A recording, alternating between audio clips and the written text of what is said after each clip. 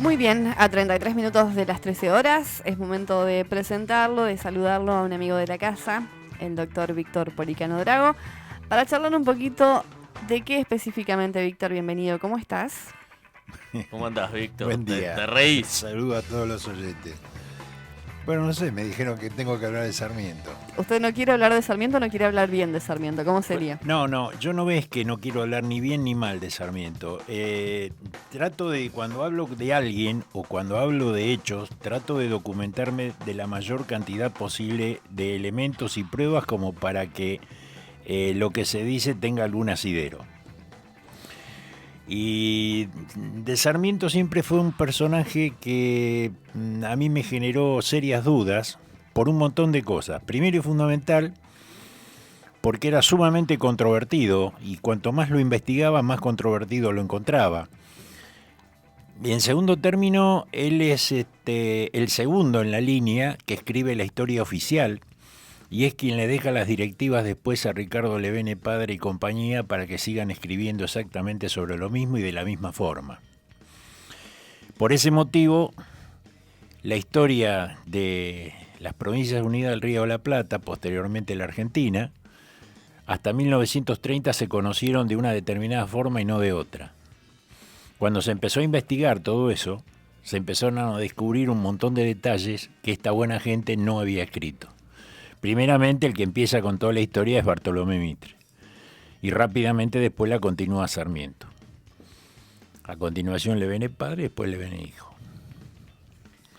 Bueno, y para comenzar hablando de Sarmiento, para comenzar a hablar de Sarmiento, mejor dicho, ¿por dónde deberíamos empezar? Mirá, es muy complicado el tema y tenemos poco tiempo. Yo hice una cosa. Para darles una semblanza realmente a la gente, yo traje algunas opiniones de distintos puntos y distintos enfoques. Traje frases buenas dichas por él y traje algunas frasecitas malas dichas por él. Ah, bien. Aclaremos que Víctor viene a hablar sobre Sarmiento, porque fue el Día del Maestro. Claro. Y tenés allí en ese libro de importantes dimensiones. Traje un libro que es el Diario de la Historia Argentina. Claro, esta obra, Diario de la Historia Argentina, es una obra de varios tomos, es excelente obra. Lamentablemente va a ser muy difícil que hoy día la puedan conseguir, pero traje para mostrarles a ustedes. Este es un dibujo tipo daguerrotipo de aquel entonces, donde se lo ve a Sarmiento vestido de pies a cabeza con un uniforme francés, cuando estaba embarcado en una de las fragatas francesas tirando contra los patriotas de Lucio Victorino Mansilla en la Vuelta de Obligado. Este es Sarmiento. ¿Tiraba qué cosa? A ver. No, con mosquete. Tiraba con mosquete tratando de matar patriotas. En contra de los propios argentinos. Exactamente. Así. Él estaba enrolado en ese momento en un barco francés. Así ¿Eso que, qué año sería? ¿Mayo de...? Y esto es 1844. Y acá lo tenés más lindo. Ese sí es un daguerrotipo completo. También él, vestido con el uniforme francés, incluso con una condecoración que había ganado. Por ese motivo. Bueno, esta obra en sí te parrafrea exactamente lo que decían los diarios en aquel momento y de la forma en que salió la noticia. O sea, nadie le agrega ni le quita a esto. O sea, este título, un enemigo del hijo de la Pampa, eso te iba a preguntar. Es como sale la noticia en aquel entonces. Sí. Eso es. Y vos la leíste, la noticia, así que está acá. ¿Qué quiere decir el título? ¿Por qué le pone un enemigo del hijo de la Pampa? Porque él estaba tirando a favor de los franceses, estaba enrolado dentro de las tropas francesas, adentro de un barco, tirando en contra de las tropas patriotas que no querían dejar pasar a la escuadra francesa. ¿Qué edad tenía ahí Sarmiento? Aproximadamente algo de cerca de los 40 años. Corría 1844. 1844. Bueno, Esto es una de las cosas que traje, digamos, a modo de ilustración. Lamentablemente, bueno, es radio, ¿no? Se vio, ¿eh? Se vio hoy. Si se vio, bueno. Se vio. Quien está mirando. Está bien. El que lo mira lo va a ver. Bueno, hay muchísimas cosas más acá para ver y para saber sobre este tema. Pero, en general, bueno, es un hombre muy controvertido. Yo tengo que darle lustre al tema de que haya hecho o mandado a hacer 1.604 escuelas primarias. Eso es muy importante y es altamente positivo. Los motivos o no motivos podemos entrar a discutirlos y podemos estar un montón de tiempo. No importan los motivos. Mandó a hacer las 1.604 escuelas y la Argentina las necesitaba. ¿Por qué decís los motivos? ¿Por qué motivó a hacer eso? Y hubo varios. A ver. Hubo varios motivos. Es decir, esto te lo da, por un lado, el revisionismo, por el otro lado, los indicios y las presunciones que van dejando a medida que van haciendo la obra. Para eso tenemos que analizar muchas veces el pensamiento del personaje. Sarmiento era una persona totalmente en contra, nociva, completamente en contra del indio y en contra del gaucho. No concebía que un indio y un gaucho pudieran vivir. Los quería todos muertos, en lo posible en los campos, porque él decía que de esa manera la sangre de estos tipos servía de abono. O sea, eso es lo que manifestaba. Sí, tengo acá las frases, A ver, ¿cómo sería la frase esa? Si la encontrás, te pongo en... Tengo para encontrarte un montón de cosas. Relacionada con eso, por ejemplo. Bueno. Así que decís que él... Mirá, sobre el gaucho argentino. Se nos habla de gauchos. La lucha ha dado cuenta de ellos, de toda esa chusma de haraganes. No trate de economizar sangre de gauchos. Este es un abono que es preciso hacer útil al país. La sangre de esta chusma criolla, incivil, bárbara y ruda, es la única que tienen de seres humanos. Esta es una carta que le dirige a Mitre el 29 de septiembre de 1861 y escribe lo mismo antes en el diario El Nacional el 3 de febrero de 1857. Aclaro que todo esto, absolutamente todo esto, se encuentra en dos sitios. La Biblioteca del Congreso de la Nación o la Biblioteca Nacional. Estas son dos bibliotecas que son muy, muy utilizadas por los historiadores nuestros. Caso Felipe Piña, Pacho O'Donnell, en su momento Félix Luna. Bueno, Félix Luna se le debe el mérito de haber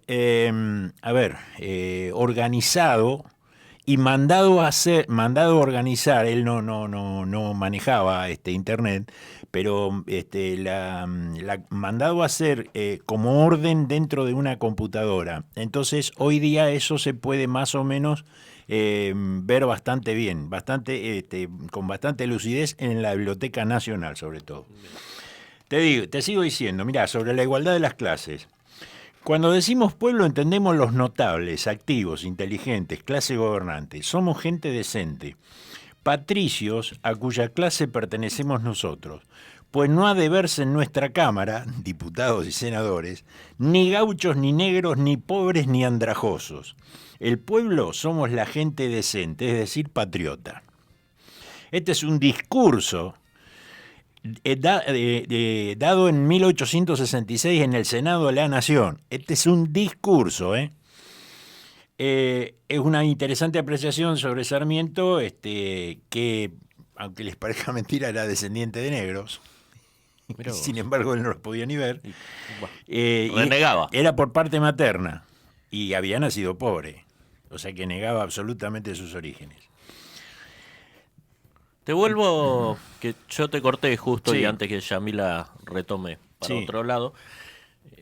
Estabas analizando o estabas contando sobre los motivos, sí. de esta generación de 1600. Sí, bueno, uno de los motivos principales era justamente el hecho de que él reconocía, como autodidacta que había sido, él reconocía que la ignorancia era un signo terrible para el ser humano.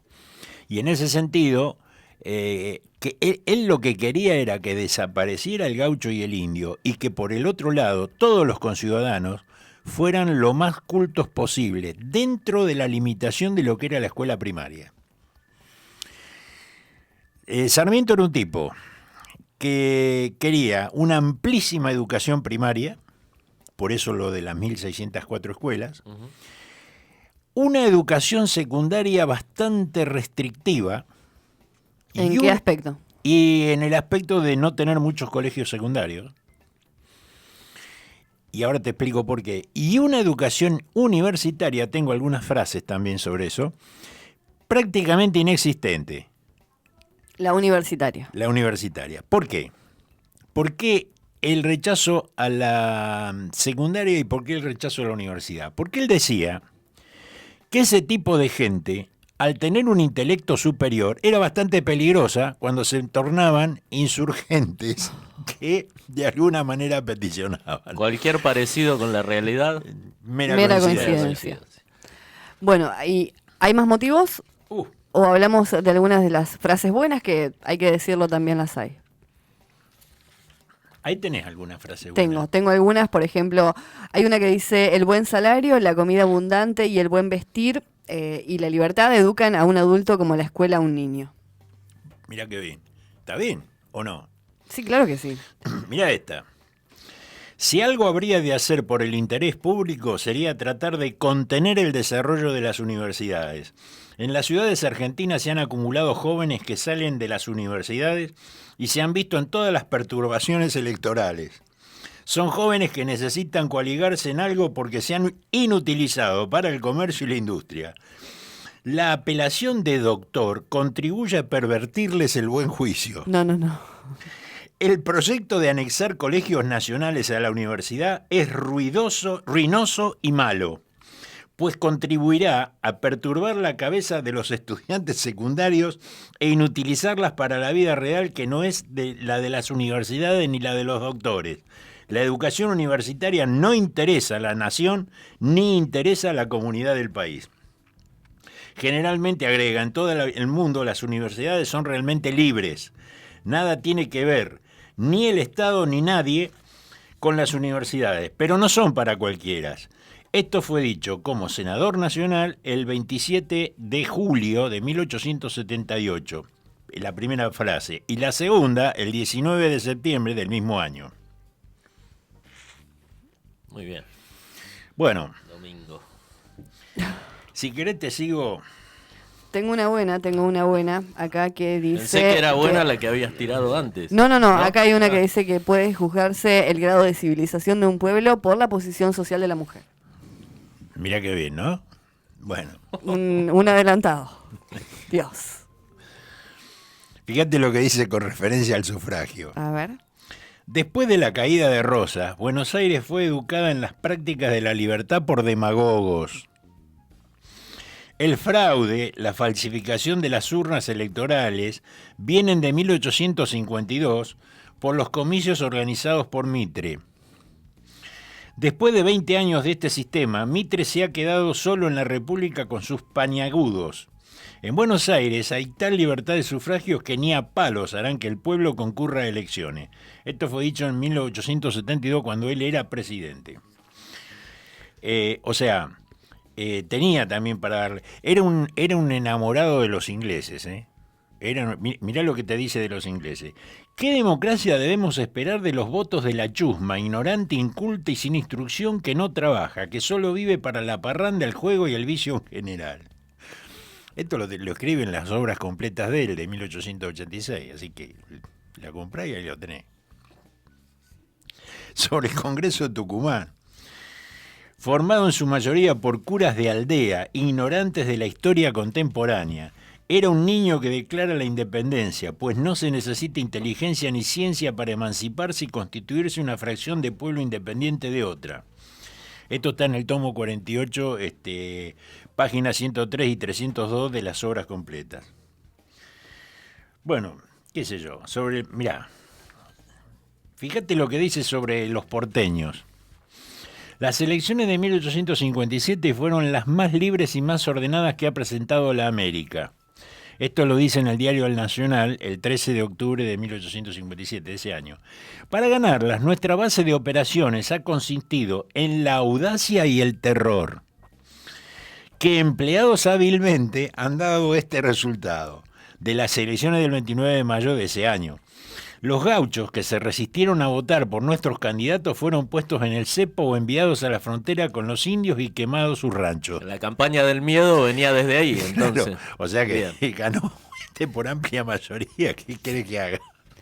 Bueno, confesión de partes. Mirá, fíjate lo que dice. Bandas de soldados armados recorrían las calles acuchillando y persiguiendo a los opositores. Bueno. Tal fue el terror que sembramos, él se pone ahí adelante, ¿no? Entre toda esa gente, que el día 29 triunfamos sin oposición. No, claro. Claro, ¿van a votar o no van a votar como corresponde? El miedo es una enfermedad endémica de este pueblo. Esta es la palanca con que siempre se gobernará a los porteños, que son unos necios, fatuos y tontos. Me decís que Sarmiento mandó a dormir a los que votaron en contra. También. Y ya ahí me... ¿Qué? Y bueno, ahí está, Casi. ahí lo tenés. Casi. Sobre a San Martín, otro de los que ha denostado permanentemente. Lo que pasa es que eso no ha trascendido por la trascendencia que tiene San Martín. Ahora después les voy a explicar por qué motivo se cruzó tanto con San Martín. Mirá lo que dice. San Martín, el ariete desmontado ya que sirvió a la destrucción de los españoles. Hombre de una pieza, anciano batido y ajado por las revoluciones americanas. Ve en Rosas el defensor de la independencia amenazada y su ánimo noble se exalta y ofusca. Fastidiado estoy de los grandes hombres que he visto. Hace tiempo que me tienen cansado los héroes sudamericanos, como si él fuera europeo, ¿no? Personajes fabulosos todos. La expatriación de San Martín fue una expiación. Sus violencias se han vuelto contra él y lo han anonadado. Pesan sobre él ejecuciones clandestinas. En esta frase citada el paréntesis es mío, porque esto lo saco de un libro que yo estoy escribiendo. Dejemos de ser panegiristas, dice, de cuanta maldad se ha cometido. San Martín, castigado por la opinión, expulsado para siempre de la América, olvidado por 20 años, es una digna y útil lección. Esto lo dice, la primera de las citas, en el diario La Crónica, en el año 45. Y la segunda, el 26 de diciembre de 1852, en una carta a Alberdi, porque Alberdi lo había fustigado, sí, ahora después te voy a leer una frasecita, y le había dicho de todo. Bueno, pero a ver, ¿qué antecedentes había? ¿Por qué se refería de esa manera a San Martín? Te explico. Me hiciste acordar porque me estaba olvidando. En un momento determinado, viendo la trascendencia y la importancia y el peso que tenía San Martín, Sarmiento embarca y se lo va a ver a Francia, a San Martín. Va él y va un amigo. Cuando él llega, él es joven, San Martín ya es entrado en años, obviamente. Y entonces lo primero que trata de hacer es decirle lo mal que se comporta Rosas. San Martín era un tipo que si bien envejecía, pero estaba sumamente activo en cuanto a las noticias de lo que pasaba acá, porque nunca había perdido el interés por su patria. Estaba desencantado por todas las cosas que hacían don Bernardino y sus muchachos, pero eso no quitaba que realmente San Martín supiera realmente todo lo que pasaba. Entonces, Sarmiento... Nuestro héroe de la plaza. Exactamente. Sarmiento va a verlo a San Martín para hablarle mal de Rosas.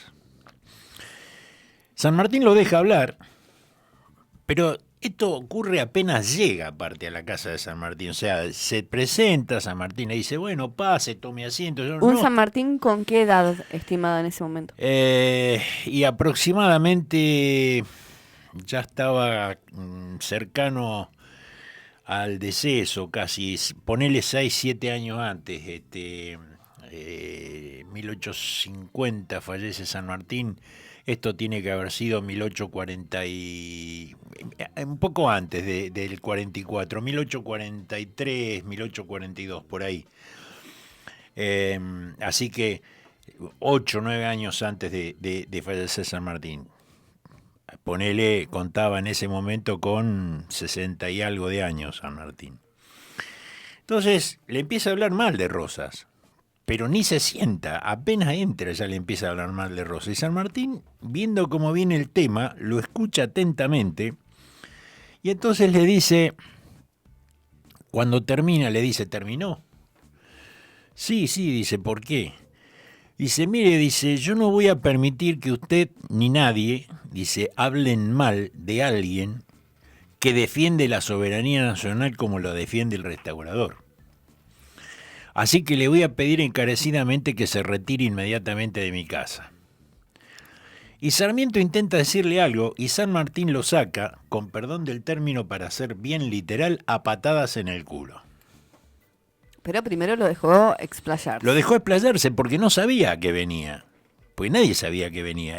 Fue una iniciativa propia de él de tomar un barco e ir a hablar con San Martín. Bueno, a partir de ahí, Sarmiento, el odio eterno a San Martín. ¿Saben ustedes por qué se hizo unitario Sarmiento? A ver. No, ¿por qué? Pues Sarmiento era federal, ¿sabían? No. Tampoco. Sarmiento era federal. En un momento dado, va un día a pedirle algo a Rosas sin cita. Rosas en ese momento tenía un grave problema y estaba enfrascado en una discusión terrible con los representantes de la Liga del Litoral, porque habían recibido una serie de amenazas justamente con el tema de la flota anglo-francesa que andaba dando vueltas por ahí. Yo después les voy a explicar otro detalle para que ustedes tengan idea de la magnitud de este problema, porque una cosa es contarlo y otra cosa es rememorar realmente aquellos momentos. Entonces, como estaba con esta gente, le mandó decir que lo esperara. Y bueno, Sarmiento lo esperó. Pasados los 40 minutos, agarró Sarmiento, se levantó y se fue. A partir de ahí pasó a ser unitario. Y empezó a hablar de Rosas. ¿Por qué tenía ese problema Rosas? Porque en Montevideo estaban la crema innata de todos los unitarios de nombre, de peso. Ustedes fíjense en el conurbano bonaerense, ¿vieron que algunos partidos tienen nombres propios? Vos tenés La Matanza, Morón, etcétera, etcétera, San Martín, qué sé yo. Pero hay algunos partidos que se llaman Vicente López, José Cepaz, Echeverría, bueno, hay varios.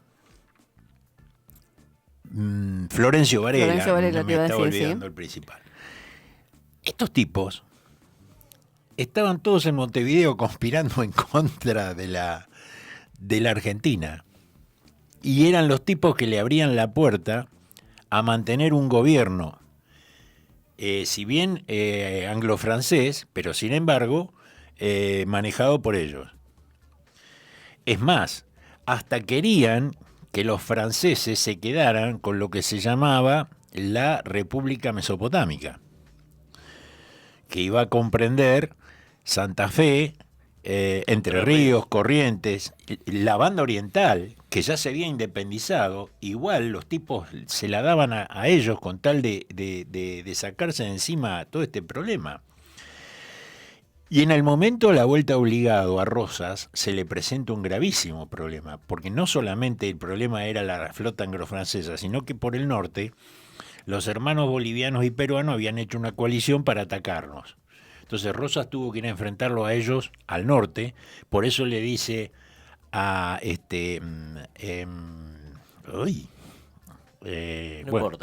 al comandante cuñado de él. Ya te vas a acordar. Ya me voy a acordar.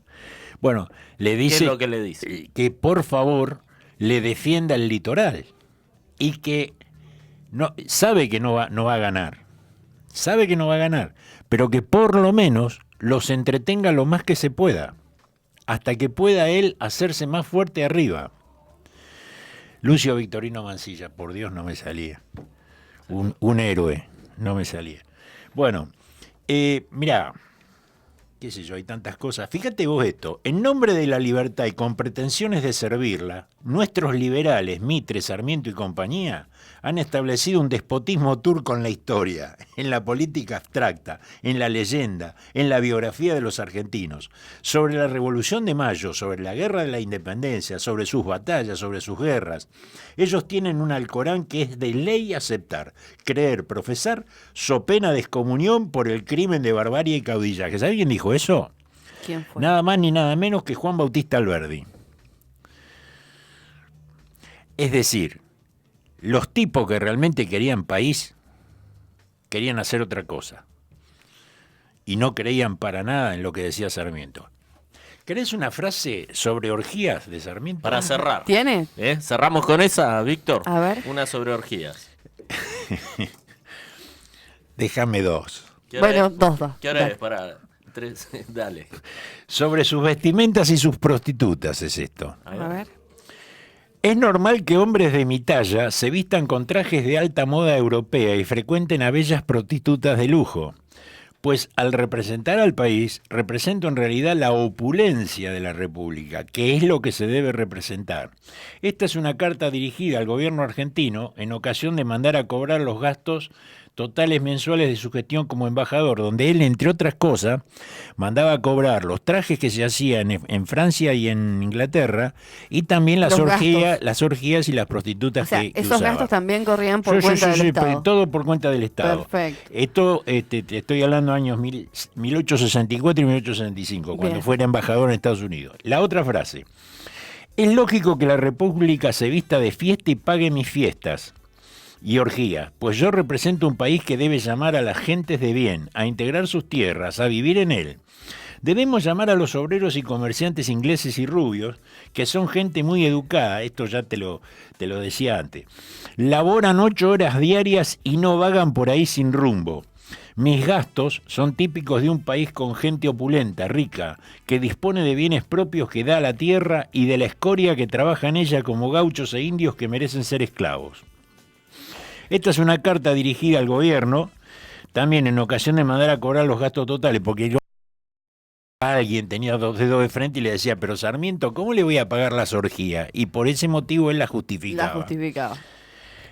Dice, no debemos encasillarnos dentro de la barbarie natural que hemos debido afrontar con gauchos, mestizos, zambos, negros e indios, que solo sirven para las tareas menores y cuando mueren como abono de la tierra. Esto lo encontrás en las obras completas. Corto lo que te voy a preguntar. No, una acotación, qué suerte que lo escribía eso y no estaba al frente de las 1604 escuelas estas que creó este muchacho. No, seguro.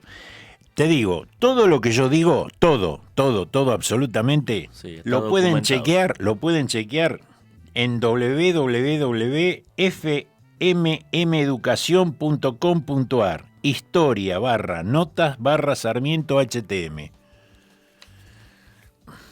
Les doy ahí un sitio para buscar.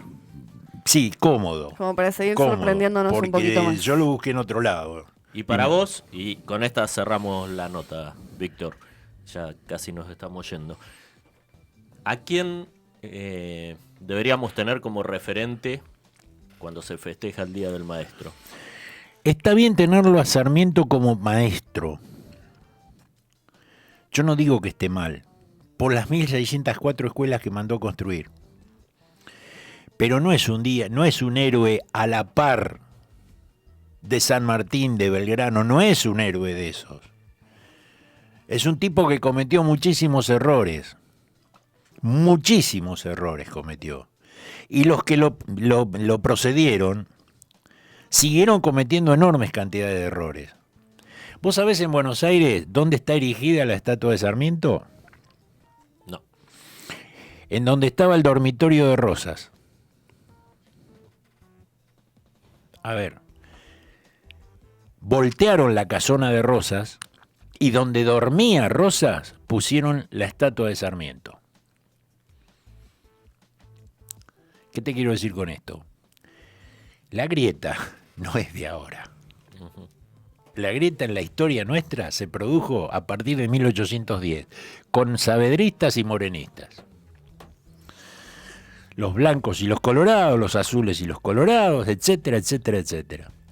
No es de ahora la grieta. Lamentablemente tenemos una malformación los argentinos desde la base, desde nuestro mismo origen. Porque no todos tiramos de la misma manera. Tengo muchísimas, obviamente excede, por eso te dije que esto excede el tiempo.